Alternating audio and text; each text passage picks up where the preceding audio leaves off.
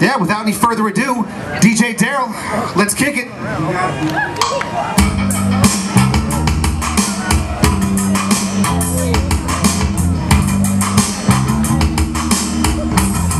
Let me tell you something. I love this country with all of my heart. Now it's time to take a stand. Let's start to do our part. Because of our selection, the last election, our country's headed in the wrong direction. If it's fooling Americans, Obama's a specialist. But little do we know we just elected a socialist. We fell for it. Hook, line, sinker, and lure. Obama now is on a 4-year apology tour. While apologizing for this nation, he wants to sit down, have a conversation that's on an even keel. Then broker a deal with a level-headed gentleman like Kim Jong-il. It gets scarier. You think that's odd? He's also willing to sit down with Ahmadinejad. Amazing. No one in the media cares. He was close to Reverend Wright and Bill Ayers. Come on.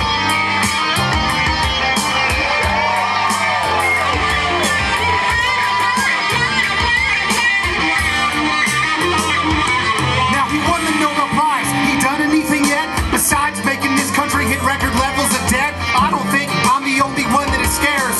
Less faith in him than in my Enron shares. Things are bad all over. Just take a look around. John Rich will tell you they're shutting Detroit down. And Acorn's got problems, too many to list them. But they're good at helping hookers beat the system. The damage he's done is bound to leave scars. Thanks to his appointment of these radical czars. Now he's forcing healthcare down our throat. Those aren't exactly the words that I wrote. But if it's global warming, I hear Al Gore calling. Just like Chicken Little, look out, the sky is falling.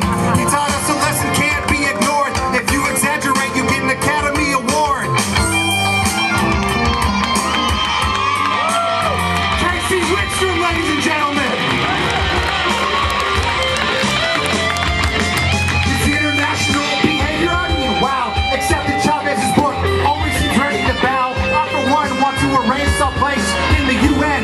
International disgrace. Dictators and warlords committing genocide. As the UN just watches, then they decide to issue sanctions, try to get them to talk. Meanwhile, another village is outlined in chalk. They picked up bullets, grabbed a machete to kill women and children. UN still wasn't ready. They'll pass a resolution, honestly can't be bothered to actually lift a finger while people are being slaughtered. I feel compelled to lay the truth upon you. You want to see the UN? Watch Hotel Rwanda. Massacre like the Bosnians and the Kurds. For the UN, inaction speaks louder than words.